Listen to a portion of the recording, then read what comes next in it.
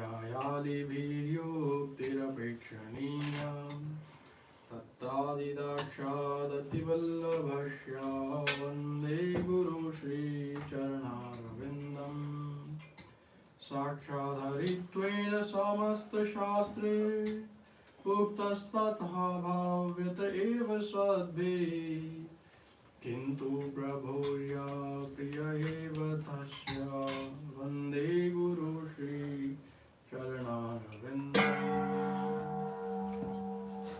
यस्य प्रसादात् भगवत्प्रसादो यस्य प्रसादान् नगदी कुतोऽपि ध्यायस्तु वन्दस्य यशास्त्रिसन्ध्यं वन्दे गुरु श्रीचरणारविन्दम् नमो विष्णुपदाय कृष्णपृष्ठाय भूतले श्रीमते Bhaktivedanta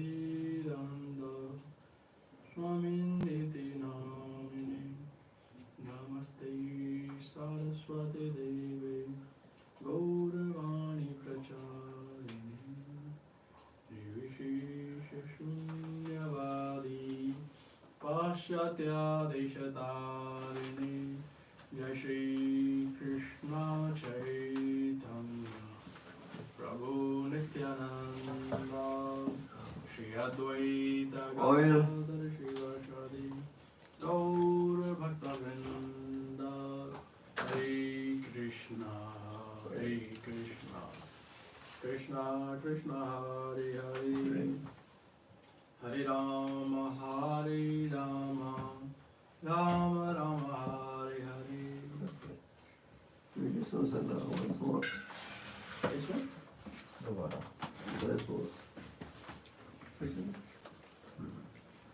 Samsardava Nadanidaruka Pranaya Karunyaganaganatvam Praptasya Kalyana Gundarnavasya Vande Guru Shri Charanarvindam Mahaprabhu Kirtana Nitya Gita Vadityamadyan Manashorasena Romanchakamba Shrutaranga Bhajo Vande Guru Shri Charanarvindam Shri Vigrahara Nityananam Shringara Tanmandir Marjanado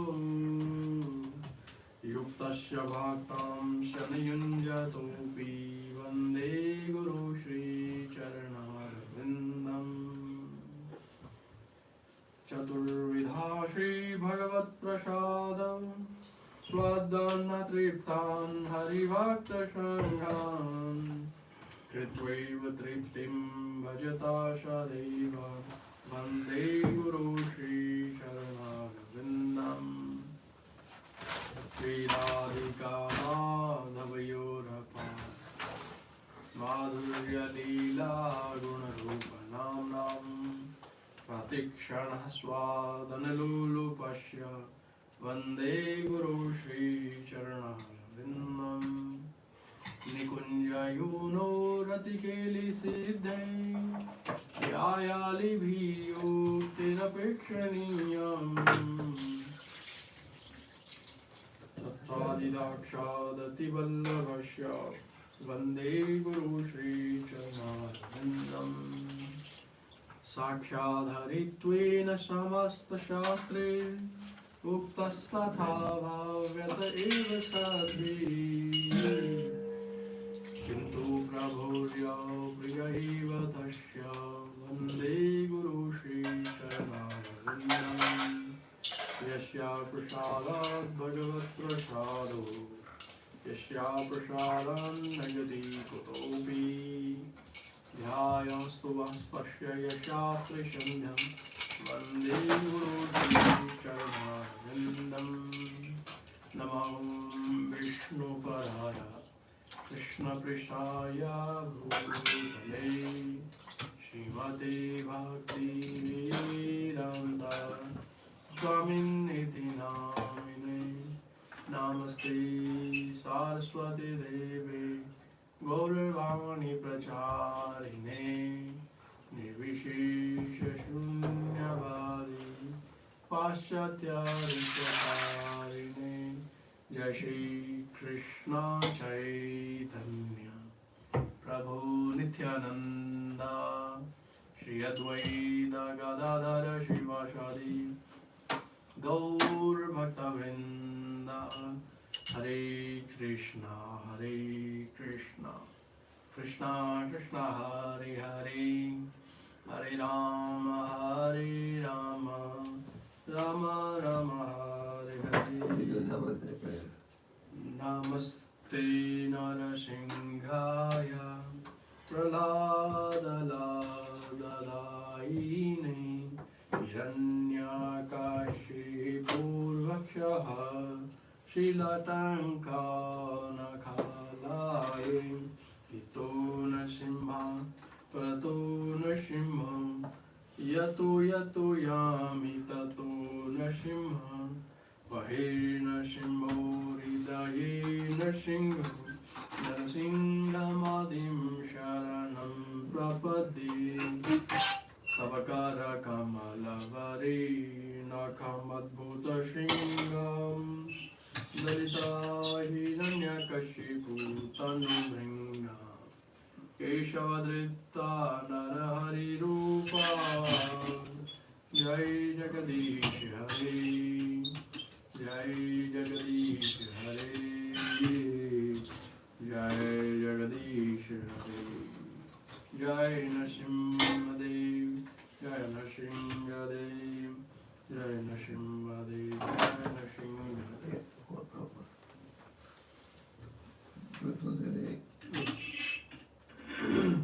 वृंदाय तुलसीदेव्याय प्रियाय केशवस्य च विष्णुभक्ति प्रदेवी सत्यवत्याय नमो नमः वृंदाय तुलसीदेव्याय प्रियाय केशवस्य च विष्णुभक्ति प्रदेवी सत्यवत्याय नमो नमः वृंदाय तुलसीदेव्याय प्रियाय केशवस्य च विष्णुभक्ति प्रदेवी सत्यवत्याय नमो नमः नमो नमः तुलसी कृष्ण प्रेयसी नमो नमः राधा कृष्ण सेवा पावो अभिलाषी ये तुम्हारा शरण लोय तारा वांछा पूर्ण होय कृपा करी करो तारे वृंदावन वासी मुरारी अभिलाष विलास कुंज दियो वास नयने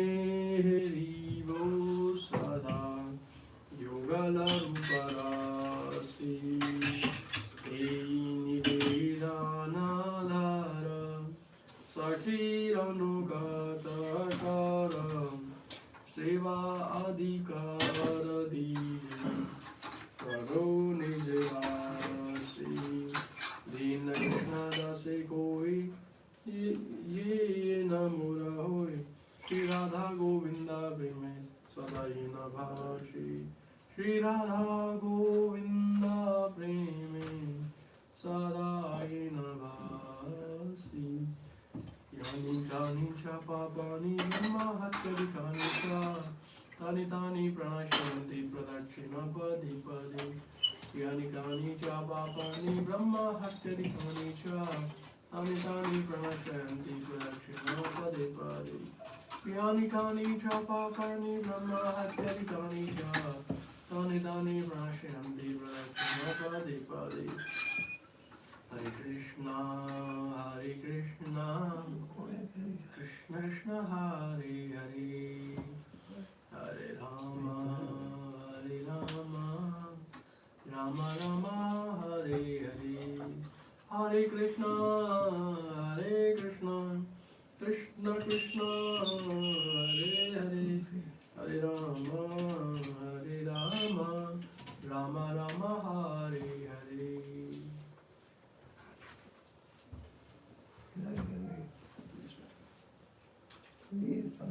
God is in the Lord.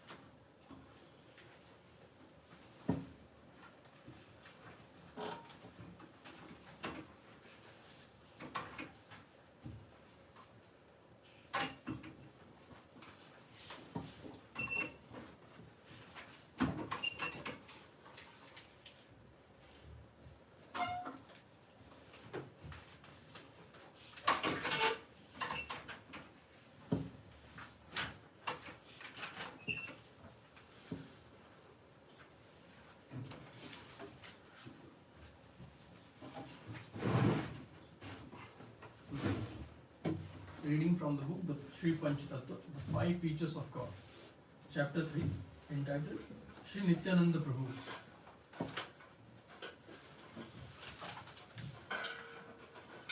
Nityanandam aham vande karne lambitamo muktikam Chaitanyagraja Rupena Parvritiki Kritah Bhutalam.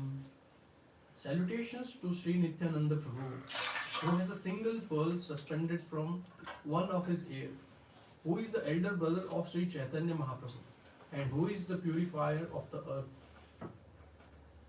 Curiously, there is no authoritative biography of Nityananda Prabhu. And while Rupa, Jiva and Raghunath do not even mention him once in their collective writings, Sanatana Goswami refers to him only briefly in the invocation of his Vaishnava Toshanda. Nonetheless, the world is fortunate that Mahaprabhu's biographers have devoted large sections of their work to Nityananda's life, which can be pieced together from this massive literature and also from later medieval Vaishnava texts such as Bhakti Ratnakar and Prem Vilas. Nityananda Prabhu was born in the village of Ekachakra, also called Ekachakra or Ekachaka, in the country of Rahar or Radhadesh, some 8 miles east of where today stands the Mallapura station of the EI railway within the modern Birbhum district of West Bengal. His birth site is commemorated by a small temple named Garbhavas and is visited by throngs of pilgrims to this day. Although no authorized account of his birth is extant, it is said that he was born in or near the year 1474 and that his father's name was Hadai Ojha. Hadai was a well-known Pandit, having descended from a good Brahminical family whose origin were in Mithila, and his wife's name was Padmavati. Their only son Nityananda was born on the auspicious 19th day of the bright fortnight of the month of Magh. This auspicious day was made even more auspicious by Nityananda Prabhu's birth. As a child, Nitai, as he was called, had a close circle of friends, and together they used to imitate the pastimes of Krishna and his associates. Once they dressed themselves as demigods and petitioned the Lord to elevate the burdened earth of Kali Yuga. Nityananda Prabhu and a playmate who was dressed as the ailing earth, along with the other children, took their game to the Ganges, where they addressed Lord Vishnu. At that time, one of the children hid behind a rock and spoke in a grave voice. I will soon be born in Mathura to lighten the oppression of the earth. The boys enjoyed themselves, as children do, while becoming completely absorbed in Krishna's Leela. On another occasion, Nitai and his friends gathered in an imitation village to celebrate the marriage of Vasudeva and Devaki, the parents of Krishna. The following day, they made their playhouse into the prison of Kamsa and enacted the entire story of Kamsa's birth, Krishna's birth. Once, while acting out this episode, Nitai transformed the area into a cowherd settlement and took Krishna there, deceiving Kamsa by substituting Yogamaya for Krishna within the prison. Performing these intricately woven stories on a daily basis, the children became quite close and come to love Nitai as their natural leader and friend. He was the most imaginative among them, and they all laughed and shared joyful exchanges when he would dress them like demons. When they staged the Purana story, for example, they would engage in uproarious laughter when one of their friends pretended to suck the demoness's breast like baby Krishna. Sometimes Nitai would construct demons out of toys, naming them Bakasur, Agasur, Vatsasur, and so on, and would go through the motion of battling with them and finally killing them. His friends were so entertained by his play acting that they would come back day after day just to see him do it again and again. Once in a while, his friends would take the roles of the elephant Kovalapida or the restless Changur and Mushtik. Nitai would play fight with them, knock them down, and drag them off by the hair. By the end of the day, their stomachs would ache from laughter, and they would tell their parents about the great fun enjoyed with Nitai in playing. Sometimes Nitai would bring his friends to the local milkman and have them watch him steal butter and yogurt, as Krishna did in Raj Leela. The milkman, of course, did not complain. In fact, he was an accomplice, setting aside excess dairy for Nitai and his friends, expecting them to show up. All the adults of Ekachakra adored Nitai. They were fascinated by this unique little boy, and they loved him as their own. Seeing his total absorption in Krishna and the avatars of Vishnu, they suspected that he might be some sort of incarnation himself. He was relentless day after day, enacting a different pastime, and did it so skillfully that his neighbors wondered, how is it that he is so talented? How does he know the story so well? No one has explained all these details to him. One day, he imitated Krishna's pastimes of lifting Govardhan Hill, with all aspects of the story acted out perfectly. On another, he constructed a replica of Vrindavan, performing many parts of Krishna's Vraja Leela with marked realism. And on still another, he pretended to steal the clothes of the gopis and visit the wives of the brahmanas engaged in sacrifice. On one occasion, one of the boys dressed as Akrura and took Krishna and Balram away from Vrindavan on the order of Kamsa. Nitai cried in grief. Feeling the separation of the gopis, tears of love flowed from his eyes. His acting was so authentic that it made all who watched question whether he was merely acting or in some way experiencing the part he played. This was true whether he was playing Krishna, Balram, or even Vamana, or other incarnation of the Lord. Nitai, where you learned all this? One of the neighborhood ladies asked. Nityananda enjoyed her question. They are my own divine pastimes, he said, and I am allowing you to see them. The townspeople laughed, shaking their heads.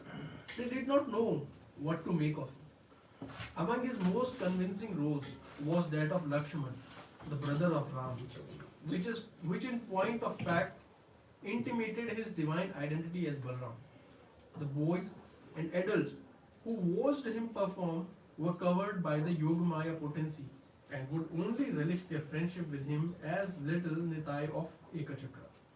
This is elaborated upon in Vrindavan Das Thakur's Chaitanya Bhagavat Adi Leela chapter 9. Nityananda Prabhu is in the guise of Lakshman spoke dramatically. For example, standing outside a make-believe version of the Sugriva's palace, he said in a fit of anger, "Come out, you wretched monkey! My Lord Ram is not pleased by your actions. He is waiting for the resolutions to our dilemmas, which you hold in your hand while you lazily sit around, making merry and enjoying low-class women. If I am to spare your life, then go to Ram as fast as you can and offer him your help." In this way, Nitai and his friends performed scenes after scenes from the Leela of Ram and Lakshman. Since Nityananda was actually Balram, of whom Lakshman is an incarnation, he experienced the various moods of Ram's younger brother. He often added appropriate dialogue that displayed his personal involvement in the role, and his audience invariably vacillated between believing that he was the only playing a part of feeling that there was something supernatural about his entirely believing play acting. As he entered into a sacred identity that only he could fully see, the residents of Ekachakra were given a hint of his divine identity. Some of them knew that Nityananda's acting constituted a play within a play, and that this inner play was a manifestation of the highest reality of life, the Leela of the Lord. For the first 12 years of his manifest Leela, Nityananda Prabhu played in Ekachakra and shared loving pastimes with his neighbors. Just before his 13th year, however, a traveling mendicant, whom some say was the distinguished saint Lakshmipati Tirtha, came to his home and was welcomed as a guest by Hadai Pandit, Nityananda's affectionate father. With deep respect and Brahminical hospitality, Hadai Pandit offered his eminent guest all that he had. Please feel free to take whatever you like, he said. My home is your home.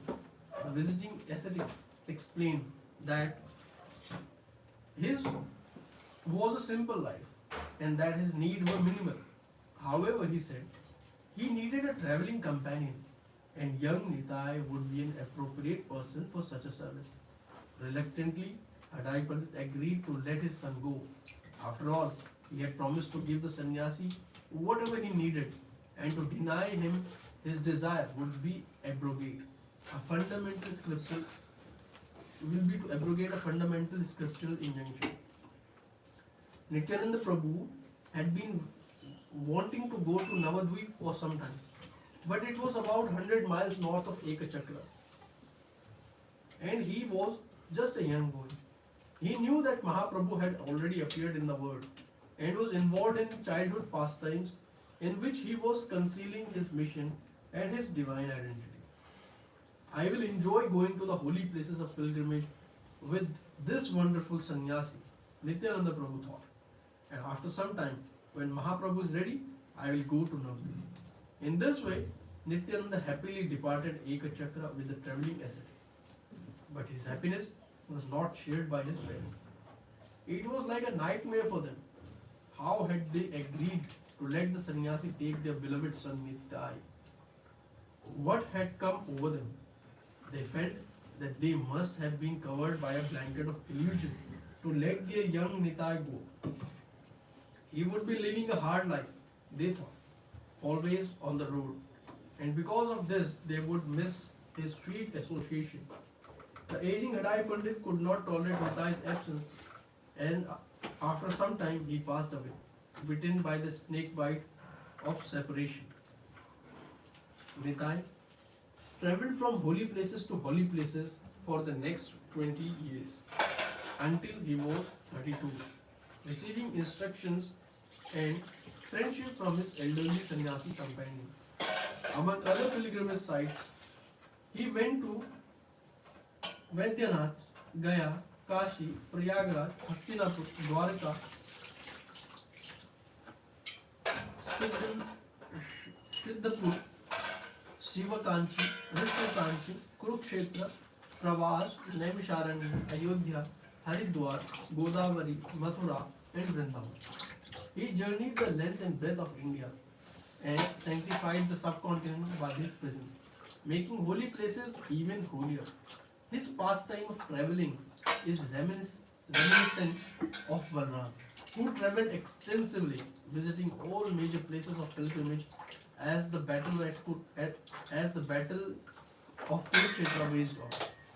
According to the Bhakti Ratnakar, Nitai spent extended time in the holy land of Pandharpur, that is Maharashtra, where his other self, Vishwarup, Mahaprabhu's elder brother, had passed away.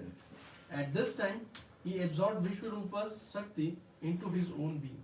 This is confirmed in Chaitanya Bhagavat, Adi 6.81, and in the Gaur Ganadesh Deepika 65. As Nitai continued to travel, feeling the ecstasy of these sacred areas, he manifested his Avadhuta nature more and more. His mode of activity and general behavior became increasingly unexplainable and erratic. No one could understand what motivated him or why he behaved in the way that he did. For example, he was known to dance ecstatically with the cloth meant to cover his loin wrapped instead around his head. or he would sit in Malini's lap and suck her breast as though he were a baby. She was well beyond childbearing age, and he a man of 32 years. But what is more, his sucking actually brought forth milk. Nityananda Prabhu's strange behavior will be explored further in the next verse. Nityananda was considered an Avadhuta sannyasi, although it is said that he never formally adopted the sannyas order.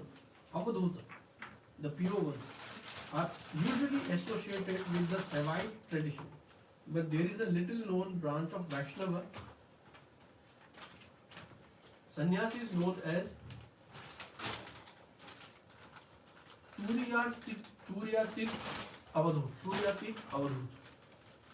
They are described in the Narada Parivrajaka Upanishad, the Turiyatik Avadhut Upanishad, and the Brihad Avadhut Upanishad.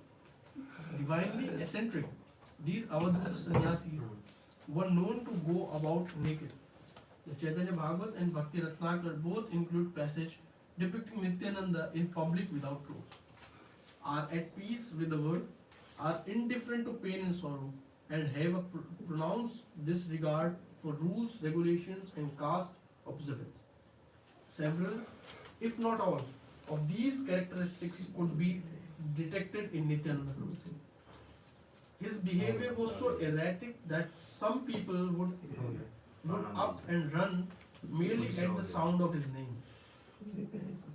Indeed, even Advait Acharya jokingly referred to him as Sahaje Pagal, a natural madman. According to Bhakti Ratnakar, Nityananda Prabhu met Lakshmipati Tirth for the first time while travelling through Pandharpur. It is said that Lakshmipati was given to intense dreams about Lord Balram, and when he met Nityananda in Pandharpur, he was convinced that this beautiful young Nityananda was none other than Balram himself. As they developed deep, loving relationship, Nityananda became increasingly more and more dear to Lakshmipati Tirth, and Lakshmipati Tirth became dear to him. According to some authorities, Lakshmipati initiated Nityananda Prabhu at this time, giving him the brahmachari name Swarup. Accordingly, writers such as Vrindavan Das Thakur, and Srila Kaviraj Goswami have often referred to him as Nityananda Swarup. Madhavendra Puri was Lakshmipati's most famed disciple. He is credited with having established the sweet truth of Madhuri Ras, which later became an integral part of Gaudiya teaching, and also with being the first to openly articulate the preeminent position of Radharani in the Gaudiya Sampradaya. It is because of Nityananda Prabhu's extraordinarily sweet relationship with Lakshmipati Tirth that he met Madhavendra Puri while on his way to various places of pilgrimage. Who can describe the prema that was exchanged when these two great souls met and embraced? Their relationship immediately blossomed into a sweet-smelling lotus of brotherly love. But because Madhavendra Puri was his senior, and because he played such an important role in defining the Gaudiya mission, Nityananda Prabhu always treated him as though he were his spiritual master. Indeed, Nityananda Prabhu accepted Madhavendra Puri as non-different than Lakshmipati Tirth. Because of this, Nityananda Prabhu is often referred to, along with Advait Acharya and Lakshmi Puri, as one of the most beloved disciples of the famed Madhavendra Puri. Soon Nityananda Prabhu reached Vraj. His ecstasy increased 1 million times. Visiting the many places associated with Krishna Leela, he shouted, danced, rolled around, laughed, and howled like a madman. In Gokul, he saw the house of Nanda Maharaj and stayed there for some time. As he looked around and felt the texture of the walls, he cried piteously, remembering the Lord's pastime there. Offering his obeisances to Sri Madan Gopal, he went to Hattira, the capital of Pandava. Visiting all the memorable forests on the path, he finally arrived in Sri Vrindavan Dham. There he engaged in many wonderful pastimes by the Yamuna, interacting with invisible playmates that only he could see. Nityananda Prabhu eventually came to beautiful banyan tree named Shringar Vatt, which later came to be called Nityananda Vatt. Here he became completely mad with love for Krishna. He would sit down, then stand up, then sit down again. He took flowers from the area surrounding the tree and lying down placed them on various parts of his body. Then he would get up and scream as the flowers fell to the ground. His spiritual love sickness could no longer be contained in his mind and heart, and he felt as though it would burst forth from his body in all directions. With this overflowing intensity, he cried out, "Where is Krishna? Where is my every life and soul?" As these words emanated from his anxious lips, he shivered uncontrollably, and tears of love poured from his eyes like torrents of rain. At that moment, he was seized with a startling inner vision, which showed him that Mahaprabhu had completed his secretive childhood pastimes. Mahaprabhu was now overtly engaged in his mission, revealing it for everyone to see. Overtly. This realization made Nityananda the Avadhut, caught with unbridled affection for his spiritual brother. And so from Shringar Vatt, he proceeded to Navdvip to join in Mahaprabhu's pastimes. The year was 1506, and after arduous travel through dense forest in the trance-like state of frantic devotion, Nityananda Prabhu reached the land of Nadia.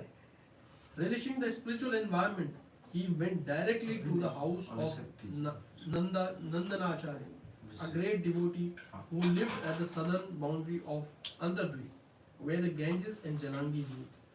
His house was enclosed by a well-known garden that was called Sri Ishodyan. This garden was reminiscent of Vraj, with berry bushes, cuckoos, peacocks, fragrant flowers, and varieties of fruit trees. Nityananda felt at home there.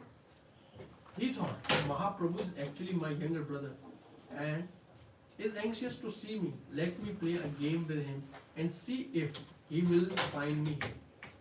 Aware of Nityananda's presence, Mahaprabhu dispatched Haridas Thakur and Shivas Pandit to search for him. But after 3 hours they returned without Nitai. They could not find him. Haridas is Brahma, the creator of the universe, and Shivas is Narad, who has free rein to travel wherever he likes. Between them, they have enough mystic potential to accomplish anything. And yet, by Nityananda's inconceivably powerful desire, he was able to keep himself hidden from these two capable souls. Mahaprabhu enjoyed Nitai's transcendental game, and like Nitai, wanted to savor their first meeting. He relished the fact that there was some delay in his finding Nityananda's guru.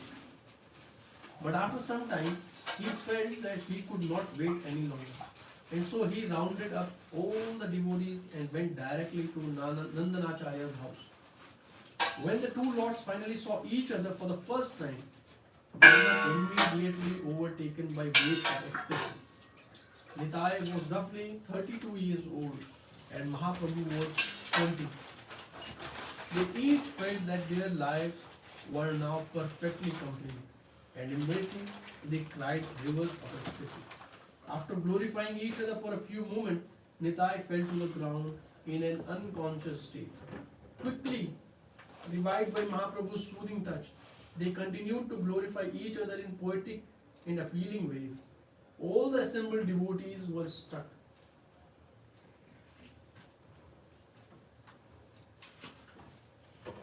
All the assembled devotees were struck with awe, and they realized that they were fortunate to witness such an esoteric and sublime occurrence, one that happens rarely in 1,000 ages of Brahma. The spot where the two lords first met is today commemorated by a small temple called Sri Gaur Nityananda Mandir. Soon after their initial meeting, Mahaprabhu took Nityananda to Srivas Thakur's home to offer Vyas Puja or Guru worship to Nitai, who is the original Guru of all mankind. However, Nityananda grabbed all of the puja articles from Mahaprabhu and worshipped him instead. Nitai kept repeating, Nimai Pandit is my Lord and Master. Nimai Pandit is my Lord and Master. There was constant competition as to who will serve whom. Their love for each other is indescribable. From this point until Mahaprabhu left Navadvip for Jagannath Puri, Nitai was always at his side. Both Vrindavan Das Thakur and Krishna Das Kaviraj Goswami unequivocally assert that Nitai holds the entrance key to Mahaprabhu's heart. The Gaudiya tradition is emphatic. One who thinks that he can attain love of God without first attaining the mercy of Nityananda Ram is living in an hallucination. Mahaprabhu asked Nityananda Pandit, Nityananda Prabhu, and Haridas Thakur to serve as his door-to-door preacher, spreading the message of love of God to every home in Navadvip. It was at this point that Nitai and Haridas met the two brothers, Jagananda and Madhavananda, Bandopadiya, also known as Jagai and Madai. They were the descendants of the illustrious Brahmana dynasty but had abandoned the pious ways of their forefathers for a life of debauchery. When the two emissaries of Mahaprabhu's mercy first met them, Jagai and Madai were, as usual, in a drunken stupor, creating havoc throughout the village. Nitai felt compassion on these fallen souls and reasoned that if they could be rectified, then Mahaprabhu's mission would become even more well received in Navadvip. Approaching the two wayward brothers in the street, Nitai begged them to chant the holy name of Hari and to taste the sweet nectar of Krishna consciousness. But the two villains just chased Nitai down, shouting profanities and calling him foul names. The next day, Mahaprabhu asked his two preachers to return to the scene of the incident. This they did, but upon the arrival they received more than just abusive language. Along with harsh verbal threats, Madhai threw a broken clay pot that came crashing down on Nitai's divine head, causing him to bleed. Although Nitai's body is perfectly spiritual, he manifested this Leela so that Jagai and Madai could attain liberation. This act of violence caused heartbreak to all who witnessed it, including Haridas. Even Jagai felt remorse, scolding his brother, who was about to hit Nitai again. Jagai advised Madai to desist, telling him that his behavior was outrageous. When Mahaprabhu heard what had happened, he became infuriated and rushed to the area himself. How could anyone harm a gentle soul like Nitai? Summoning his divine disc-like weapon, which is flaming and radiant, Mahaprabhu was prepared to kill the two repellent brothers on the spot, forcing them to taste the wrath of God. His anger, however, was assuaged by Nitai, who reminded him that the majority of people in this age are so fallen as Jagai and Madai, and that it is his mission to liberate them with love, not with violence. Hearing Nitai's word, Mahaprabhu was willing to forgive Jagai, for he had tried to protect Nityananda Prabhu. But Madai, who perpetrated the most evil deed of harming Nitai, needed to be forgiven by Nitai himself. Nitai's mercy knows no bounds, and he quickly forgave Madai for all he had done. When Jagai and Madai saw the loving exchange between Mahaprabhu and Nityananda, and further observed Nitai's forgiving nature toward them, their hearts were changed. They resolved to overcome devotees and enthusiastic supporters of Mahaprabhu's Sankirtan mission. Seeing their sincerity, Mahaprabhu took out all of their sins on his own head, which for a few brief moments turned his beautiful golden body into an unsightly blackish color. Indeed, when Yamraja's assistant Chandragupta tried to tell Jagai and Madai's perfect sins, he could not do so, and he collapsed from sheer exhaustion. After the incident with Nitai, however, Jagai and Madai set the highest standard of devotional service by constantly chanting the holy name of Krishna at least 100,000 times daily and instructing others in the minuet of Vaishnava religion. Madhai in particular felt culpable for his heinous offense and one day approached Nityananda Prabhu asking for a special atonement. Nitai instructed him to regularly clean a particular bathing place in Navadvip. He did this and other allied services for the rest of his life. The bathing place still exists today and is called Jagai and Madai Ghat. Mahaprabhu and Nityananda Prabhu spent several years together relishing Sankirtan pastimes in Navadvip.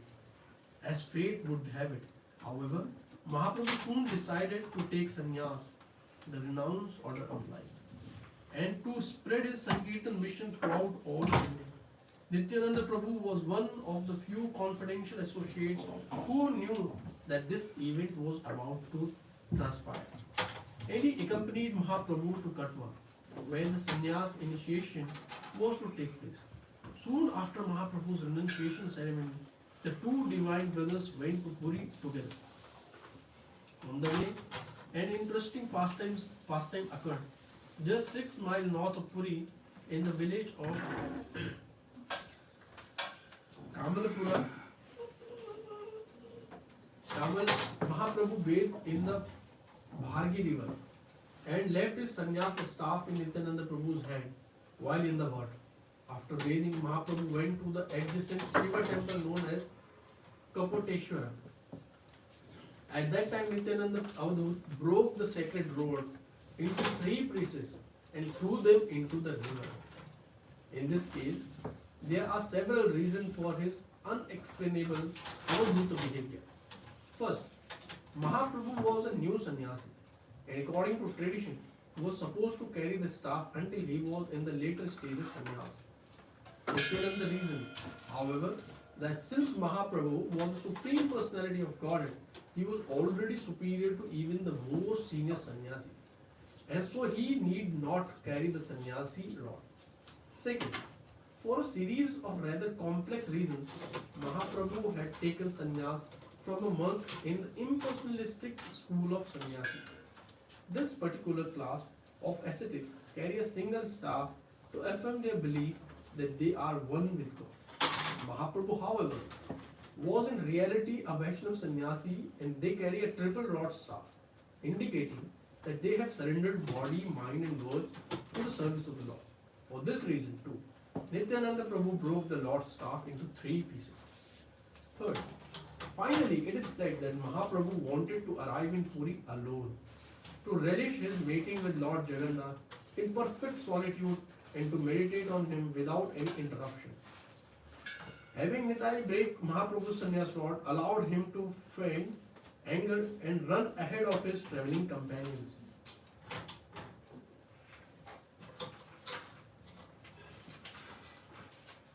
This enabled him to arrive in Puri before the others, running with unparalleled enthusiasm to see his Lord.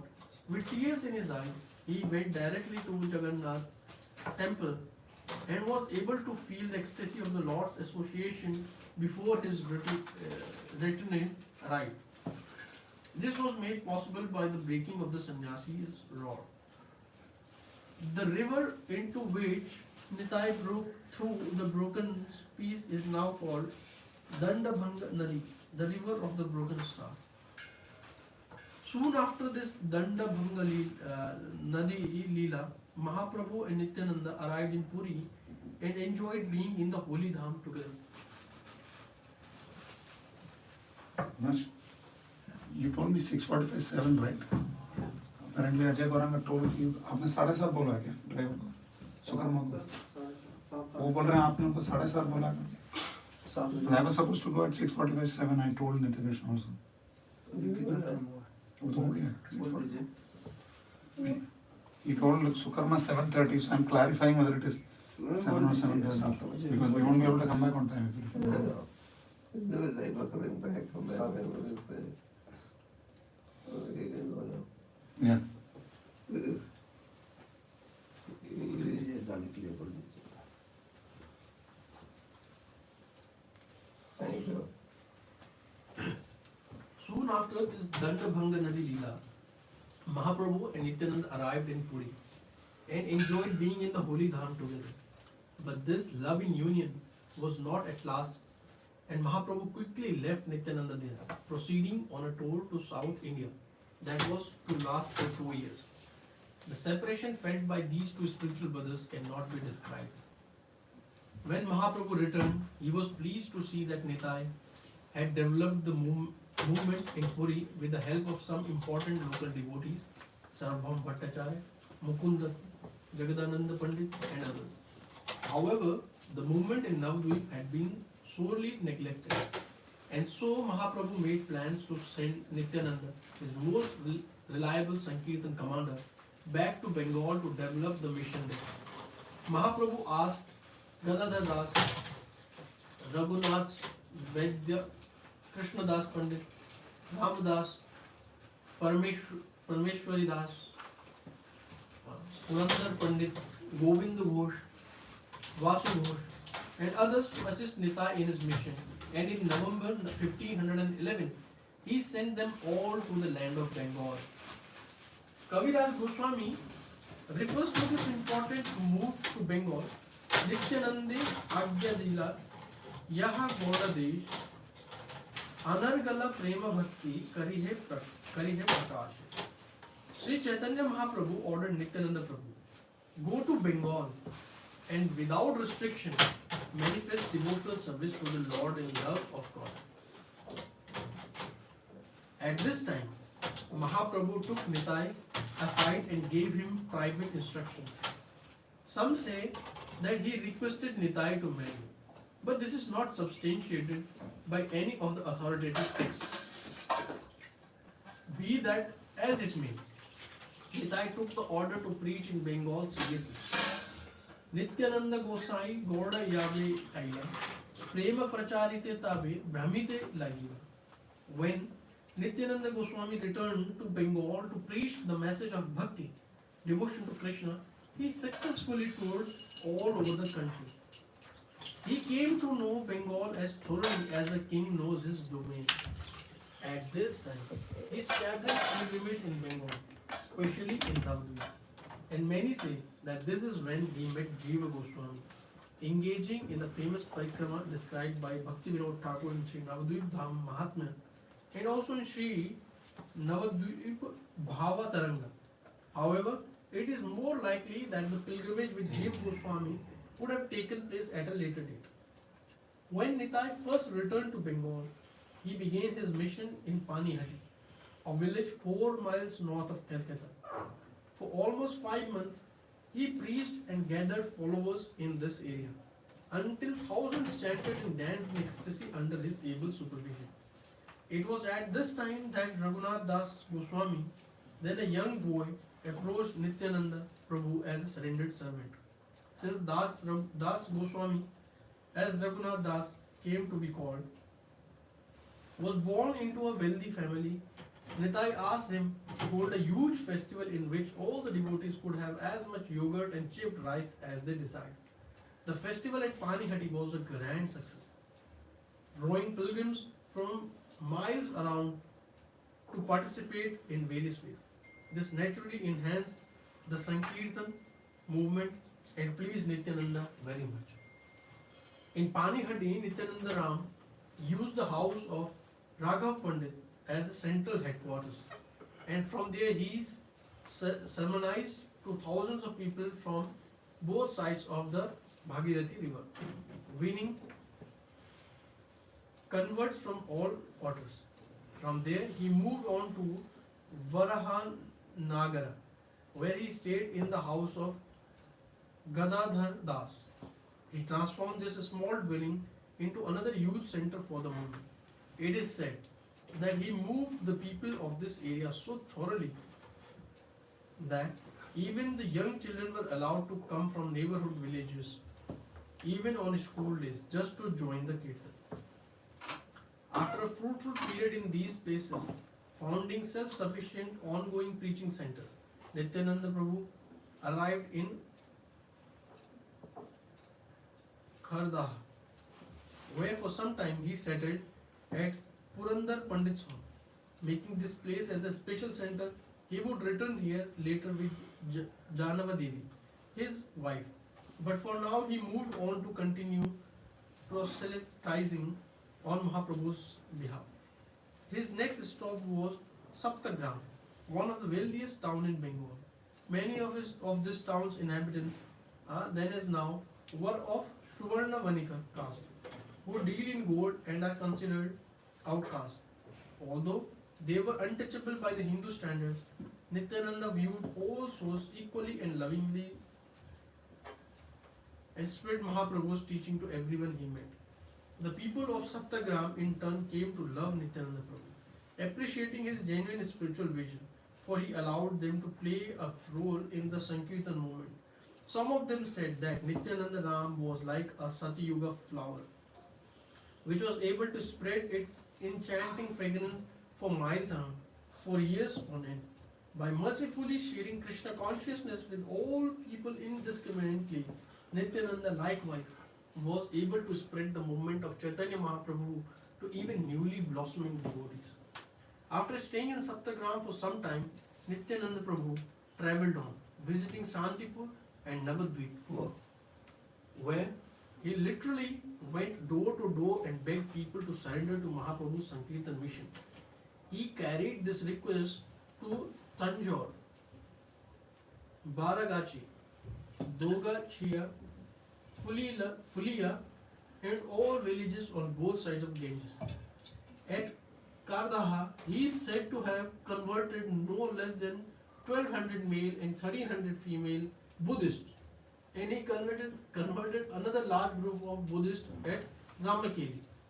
Although some say that this work was actually carried out by Nitai's son Veerbhadra. Nityananda Prabhu's most important followers joined him at this time.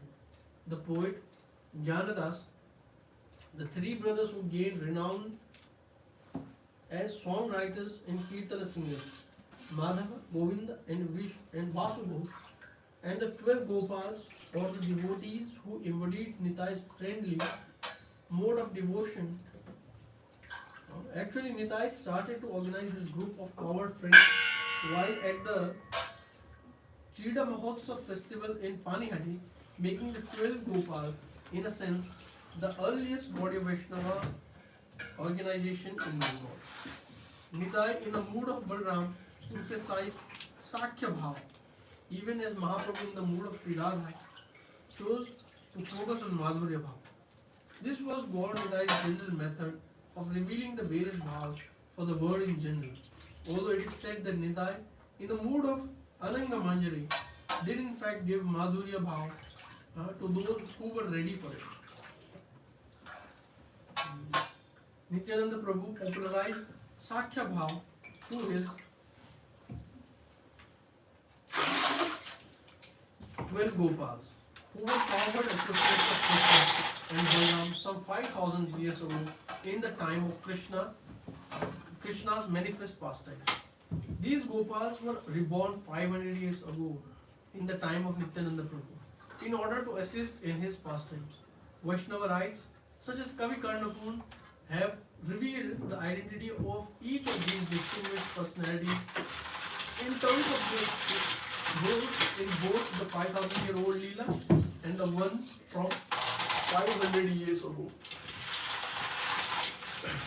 The fourth and perhaps most important of these 12 may be listed as Ramadas. Ramadas Abhiram of Kanakul Krishnanagar in Hooghly. He possessed colossal strength, was able to lift a huge tree and use it as a flute, and was also one of Mahaprabhu's closest associates. He was given over to Nitai as an assistant and guardian. It is said that Ramadas carried a whip that was known as Jaya Mangal, and that if he was kindly disposed towards someone, he would gently slap them with it 3 times. whereupon they would immediately develop pure love for Krishna. It is claimed that Ramadas Abhiram is Sridhama in Krishna Lila. The second of the 12 Gopals was Sundarananda Thakur, a Brahmana ascetic, who was Sudama in Krishna Lila. Next in line with Dhananjay, who was Vasudama. Gauridas Pandit was Subala. Kamalakar Pipali was Mahabala. Uddharana Datta was Subahu. Mahesh Pandit was Mahabahu. Purushottama was Stoka Krishna. Parameshwara Das was Arjuna. Purushottama Nagara was Dama. Kamala Krishna Das was Lavanga. And Sridhar was Madhumangal. Or according to some Kusumasam. With the help of these saints, coupled with the aid of Gadadhar Das and several other Vaishnava luminaries, Nityananda Prabhu was successful in spreading Vaishnava Dharma throughout the length and breadth of Bengal. A discussion of Nityananda Prabhu would hardly be complete without mentioning his marriage later in life to Janava Devi and her younger sister Vasudha.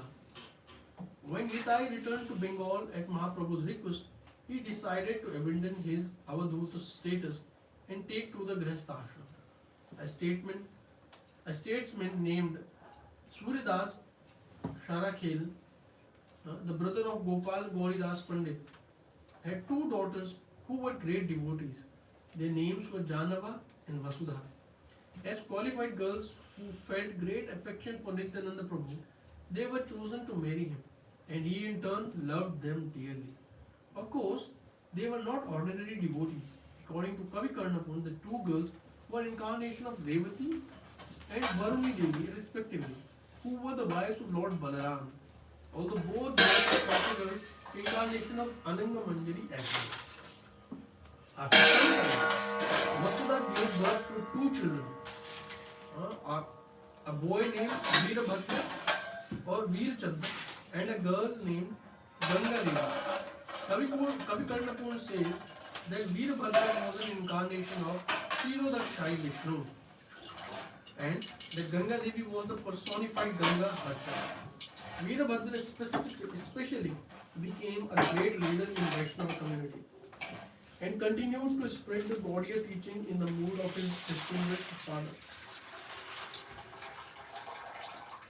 Soon after the birth of her two divine children, Vasudha passed away, and Janava vowed to raise them as her own son. Janava also adopted a boy named Ramachandra or Ramai, whom she loved more than life itself. Ramachandra's biological father was known as Chaitanya Das, and he was extremely devoted to Janava Kapurani. He and his wife were unable to have children until he prayed to Ma Janava. His prayers bore fruit, and his wife gave birth to two sons, Ramachandra and Sachinanda. In appreciation, Chaitanya Das gave his firstborn Ramachandra to Janava to tend to her needs. The story is retold in the Nityananda Vamsavali, which quotes as its source the Murli Vilas. For most of Janava's youth, then, she was engaged in caring for her three children. As the year went by, Janava Ma developed a reputation as a superlative Vaishnavi, embodying the ideals of devotion in the Gaudiya Sampradaya. She initiated her son Veerabhadra as well as many other male and female members of the Vaishnava community. Many figures in Mahaprabhu's lineage took shelter at her lotus feet, and personalities like Narottam Das Thakur, Srinivas Acharya, and Shyamananda Prabhu accepted her as the most prominent Vaishnava in Bengal. In fact, she attended their festival in Khechuri and was given a place of honor as the most advanced personality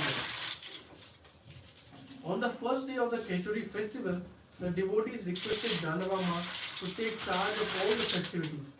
This she did, making sure that Kirtana was going on with full enthusiasm and that the deities were being worshipped with elaborate splendor and that devotional games commemorating Krishna's pastime were being enjoyed by the mass of participants, and there were thousands.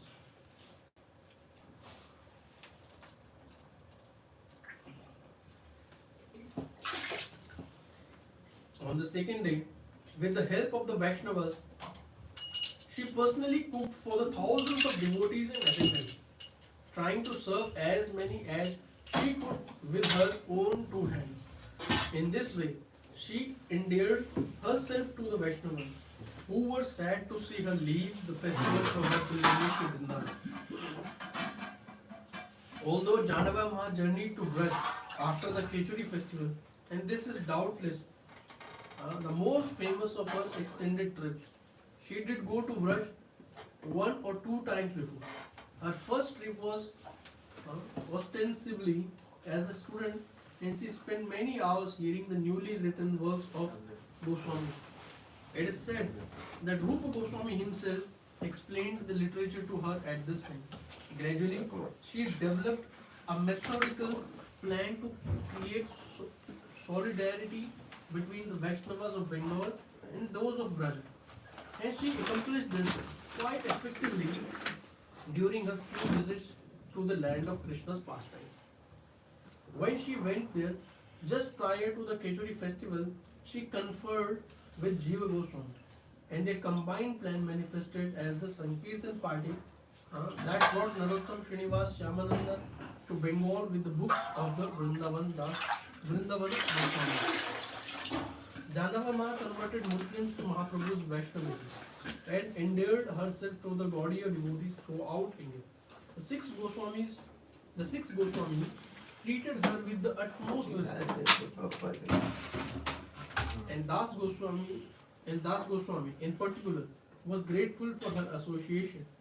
He spent a good deal of time showing her the area of Radhapur, and the two of them took every opportunity to dance in ecstasy. When Janava Chakrani saw Rama Ghat, the area along the banks of Yamuna where Balram enjoyed a rasa dance of his own, her spiritual rapture knew no bounds. Oh, it is okay. Yes.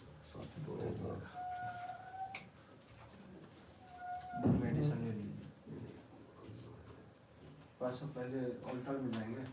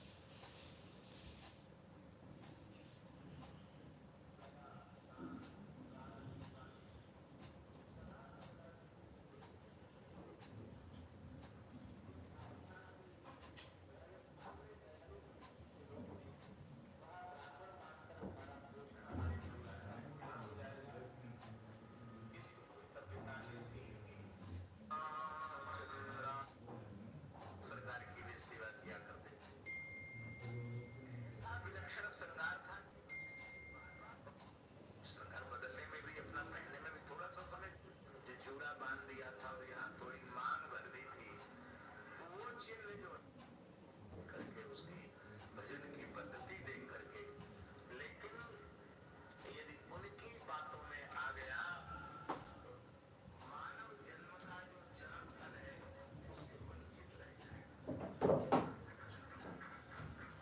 Meera ने परवाह नहीं की भक्ति के पथ पर कैसे चलना चाहिए। ये प्रेरणा किसी जीव को लेनी हो, किसी साधक को लेनी हो, तो भक्तिमती मीरा जी के चरित्र से लेनी चाहिए। मीरा जी के संबंध में भी नाभाजी ने जो लिखा है वो अद्भुत लिखा है। क्या कहें?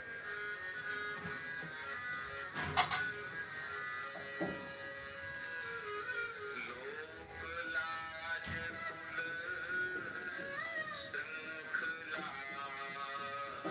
तज मीरा गिरिधर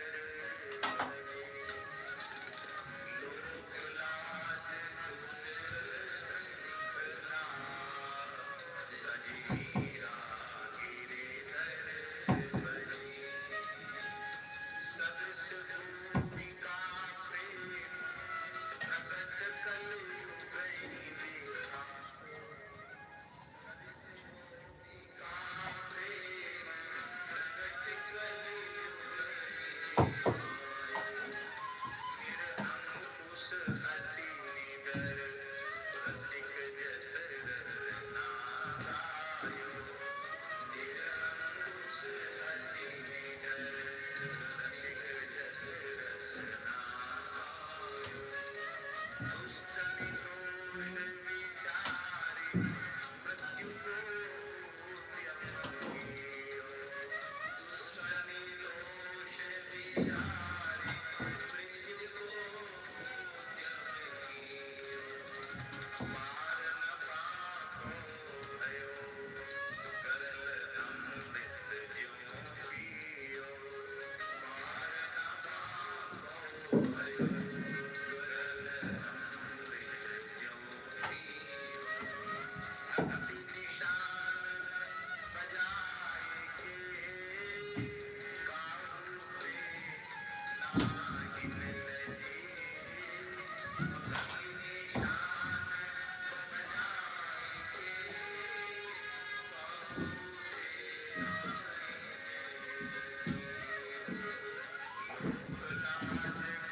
लाज कुल श्रृंखला तज मीरा गिरिधर लोक लाज कुल श्रृंखला तज मीरा गिरिधर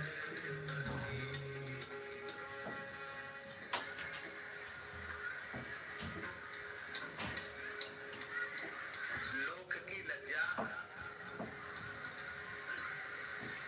और कुल की श्रृंखला, लोक लाज और कुल की श्रृंखला, विकट जंजीर, इस जंजीर को तोड़ करके श्री मीरा जी ने गिरधर का भजन किया, गिरधर का आश्रय लिया। देखो, लज्जा साक्षात भगवती दुर्गा का स्वरूप है।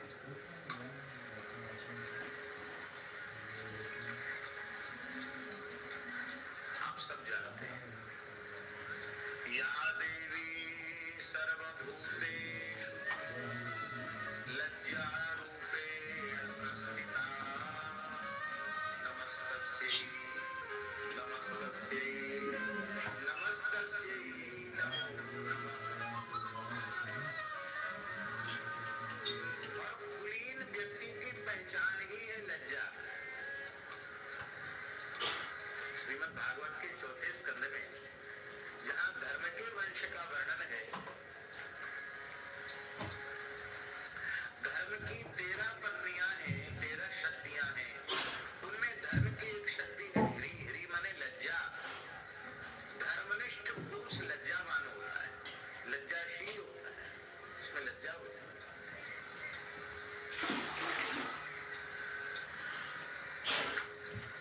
और धर्म ने लज्जा के गर्भ से एक पुत्र को जन्म दिया, उस पुत्र का नाम है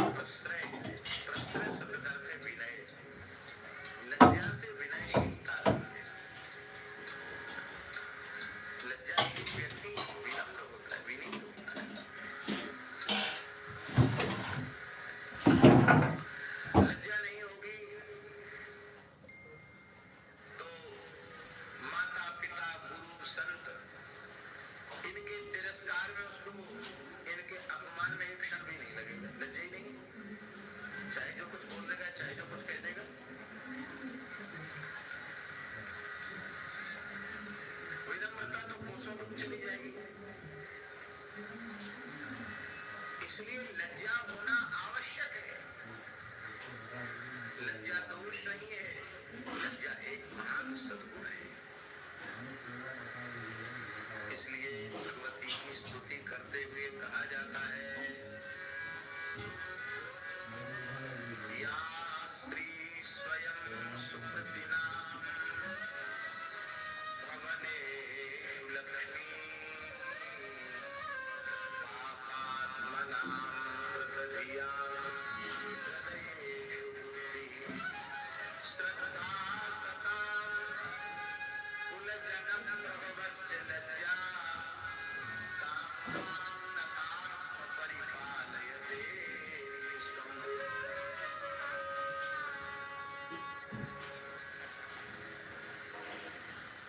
लज्जा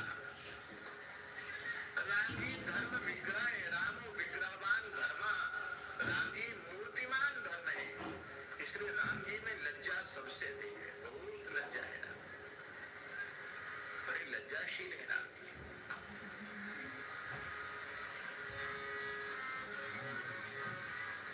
हमारे वृंदावन के एक विशिष्ट विभूति थे, परम पूज्य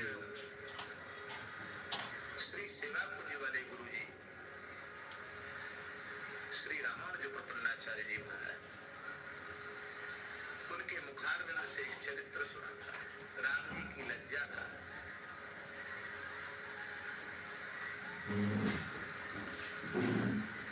अब पता नहीं बंबई में ये चरित्र कहना चाहिए कि नहीं, बिना सोचे विचारे मुंह पर आ गया।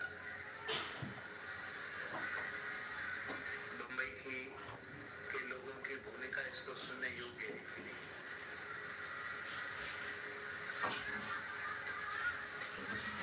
चलो संत भगवान बैठे हैं, इसलिए सुना।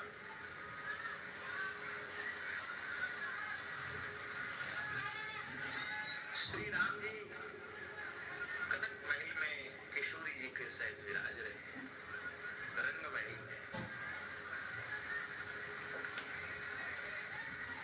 शयन कुंज में आज श्री किशोरी जी ने एक मनोरथ किया, एक अभिलाषा की, हे प्रियतम, मेरे मन में एक मनोरथ बहुत समय से है, लेकिन मैं बहुत अधिक लज्जा और संकोच के कारण आपसे कह नहीं पाती। आज अपने मन की बात आप कहें तो मैं कहूँ। सरकार ने कहा इसमें लज्जा संकोच की क्या बात है, कहो। बोले मेरा मन ऐसा है कि मैं आपका श्रृंगार तो अपने स्वरूप में करूं, मैंने आपको किशोरी जी के स्वरूप में श्रृंगारित करूं, और आप मेरा श्रृंगार किशोरी जी के, राम जी के रूप में करें।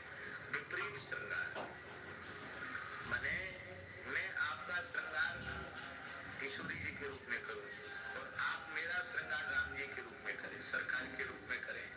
यह सुन के राम जी बहुत लजा गए, पर एक बात याद आ गई गुरु जी की कि जब बन जा रहे थे तब गुरु जी ने कान में कहा था, रामभद्र वत्स मेरी एक आज्ञा है, मैथिली की किसी इच्छा को अपूर्ण नहीं रखना, मैथिली की प्रत्येक इच्छा पूर्ण करना।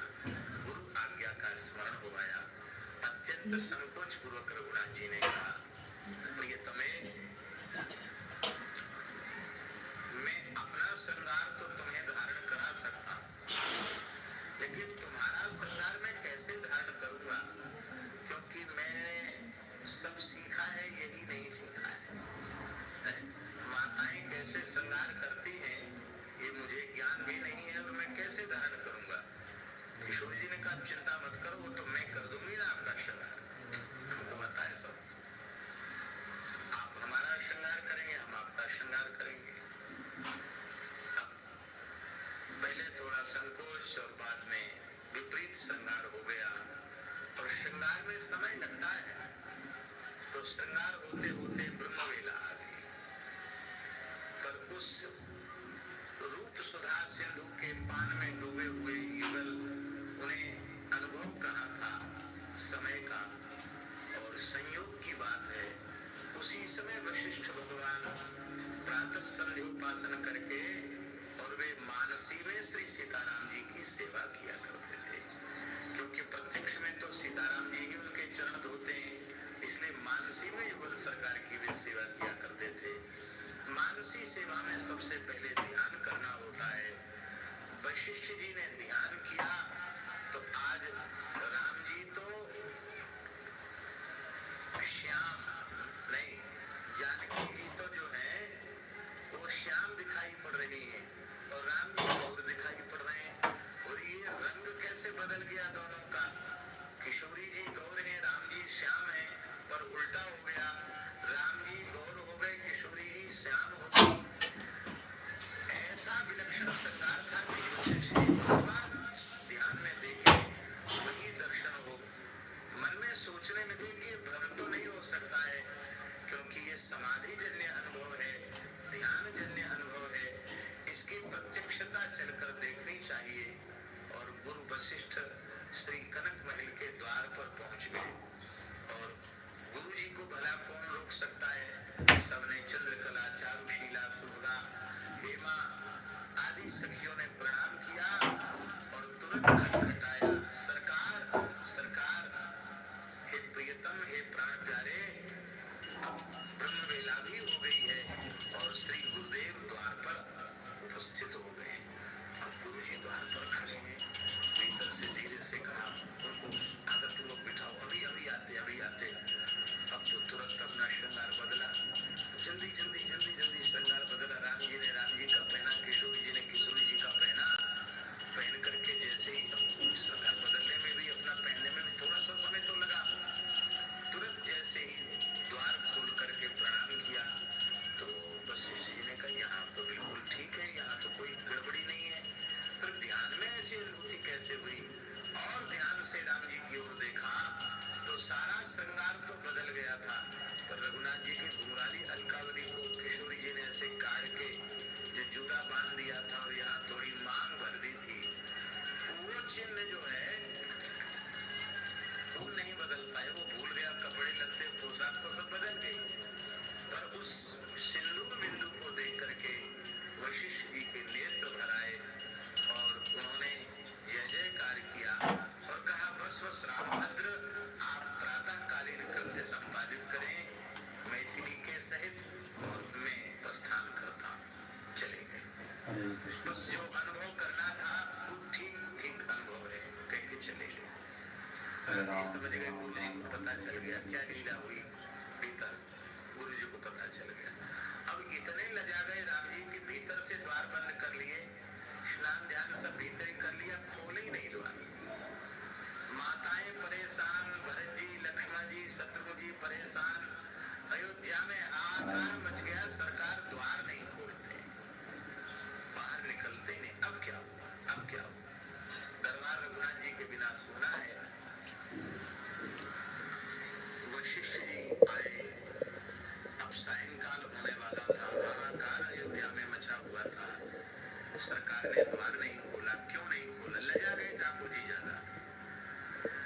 तो वशिष्ठ जी ने कहा, सब किनारे हो जाओ, सबको हटा दिया। सबको हटाने के बाद बड़े प्रेम से कहा, रामभद्र वत्स, द्वार खोलो। तुरंत गुरु जी ने तो गुरु राज्ञा करिए से तुरंत द्वार खोला। द्वार खोलते ही प्रणाम किया, राम जी ने चरणों में हृदय से लगाकर मस्तक सुनकर वशिष्ठ जी ने कहा, वत्स, आपने अपनी कृपा करुणा से उस झांकी का इस वशिष्ठ को दर्शन कराया है और किसी को भी यह ज्ञात नहीं है, संकोच और लज्जा का त्याग करो।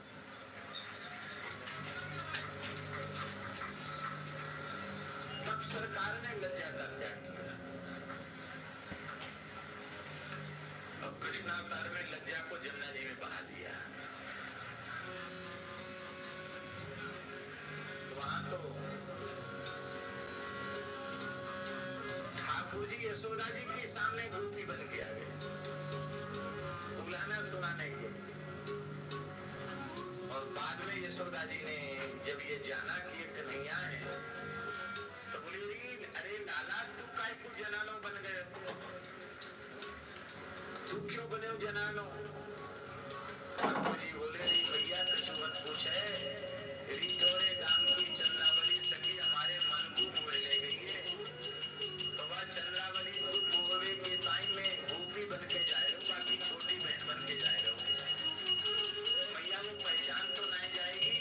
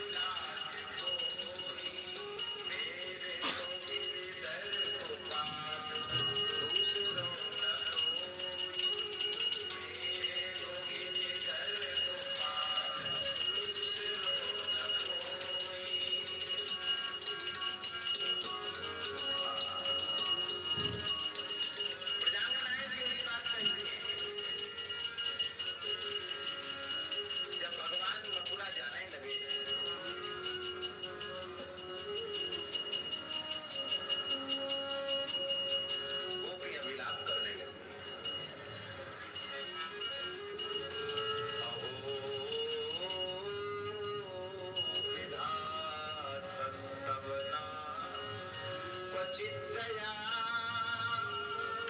संयोग मैत्र्या प्रणयेना कामश्चामृतात्मान् वियुनं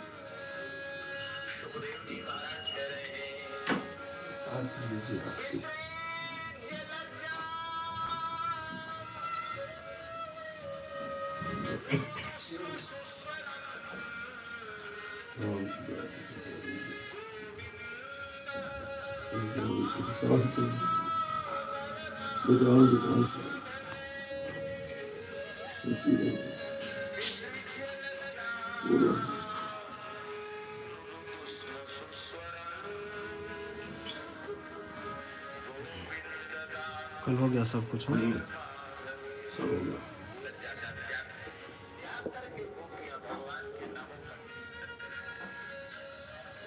एकादश स्कंद में जहाँ भागवत धर्म का निरूपण नवेश्वरों ने किया है, वहाँ भी भक्त के लक्षणों में, भक्त की चर्या में ये बात लिखी है। क्या लिखा है?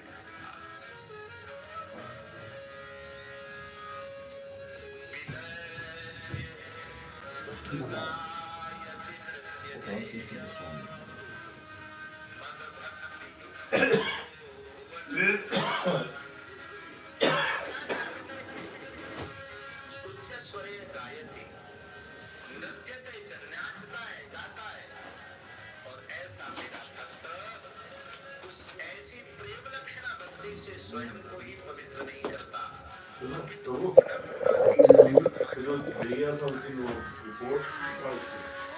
एक मिनट। प्रेम प्रकट होगा तो लज्जा नहीं रहेगी। हाँ, जो लज्जा भगवत प्रेम में बाधक बन रही है वो लज्जा नहीं रहेगी। अब कैसे कीर्तन करें, कैसे भगवान के कीर्तन में नृत्य करें, लज्जा होनी चाहिए, ये लज्जा नहीं रहेगी।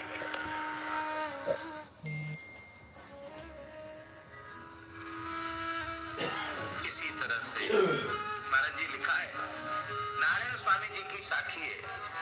चाखा चाहे प्रेम रस, राखा चाहे लाज, नारायण प्रेमी नहीं आंगन को महाराज।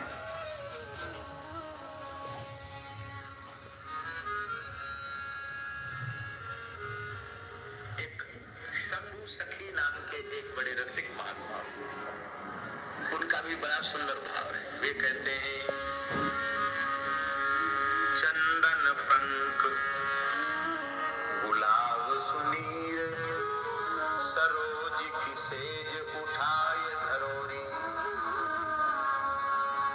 बहुत ध्यान से सुने। चंदन पंख, चंदन की कीच, गुलाब जल और कमल की सेज, इसको किनारे रख दो। तूल भयो तनु जात जरो, यही बेरी दुकूल ही दूर करो रे। कृष्ण विरह में शरीर जल रहा है, तो ये वस्त्र भी सहन नहीं हुआ, इसको भी अलग करो। संबुझ झूठ सबे उपचार, वियोग की आग न पागी जरोरी। लाज के ऊपर गाज गिरो, घनश्याम मिले सुई काज करोरी। लाज के ऊपर गाज गिरे, ब्रजराज मिले सुई काज करोरी। ऐसी लज्जा के ऊपर गाज गिर जाए, वज्रपात हो जाए, जिस लज्जा को करने से श्री कृष्ण दूर हो जाते हो,